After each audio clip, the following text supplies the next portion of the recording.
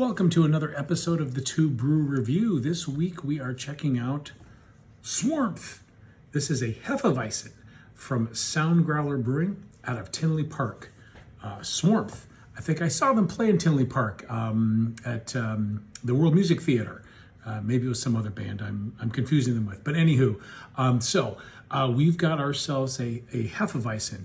So a great summertime beverage, very popular and refreshing summer seasonal brew coming from our friends in Germany, also very popular here in the United States.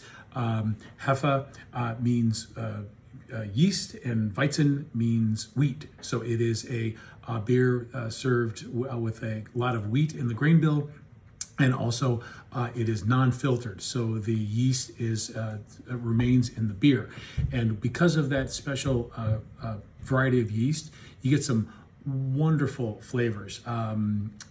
Clove, banana, bubblegum are some of the unique flavors that one will get from the esters that this yeast strain produces. But one challenge I've had with this beer is, although it's fantastic fresh, and if you can find this locally sourced and fresh from the tap, go for it.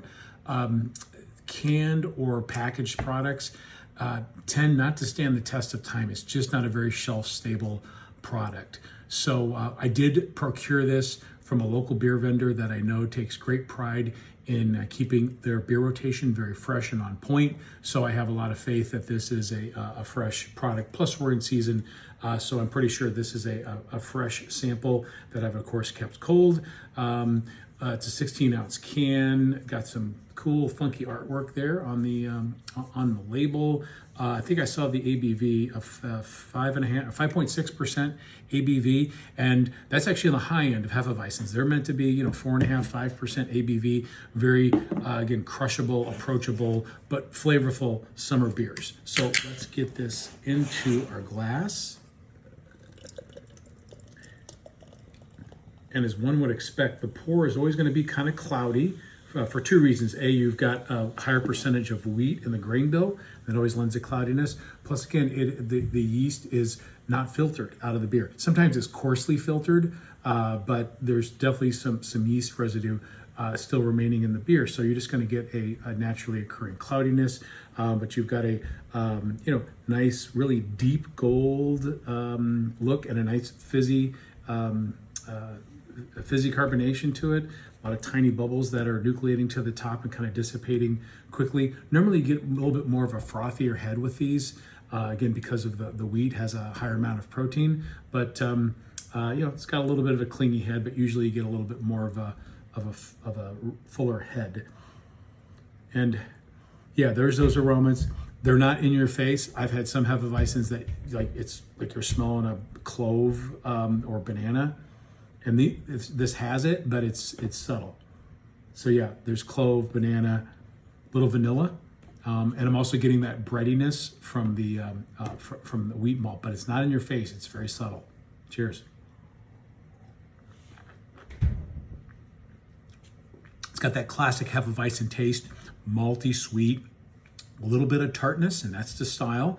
A lot of people, I shouldn't say a lot, but some people like to cut their Hefeweizens with lemon. So a lot of times you'll see a lemon garnish on the vase-like glass that it's traditionally served in. I didn't have one of those handy. And the tartness helps cut through some of the sweet malt, but also accentuate some of the tartness. But yeah, I think it's fine, absolutely fine without it. Got a nice little perkiness because it is well carbonated, as it should be, and I'm getting a little bit of that those phenolics esters that you get from a Weiss beer. The mouthfeel in this is very light, and again, it's a lighter, more refreshing beer, but I almost feel like this is too light. It needs a little more oomph to it, and I am getting a little bit of a fruitiness in the finish. Again, to style, but it's leaving me wanting for more. So, overall, I would call this a Hefeweizen light. It's very drinkable, very crushable, but it needs more of the characteristics that make the Hefeweizen a truly wonderful, refreshing beer. But still, this is a very drinkable beer and good for a hot summer day. So if you get a chance, check it out. Once again, this is Swarmth Hefeweizen from Growler Brewing. Cheers.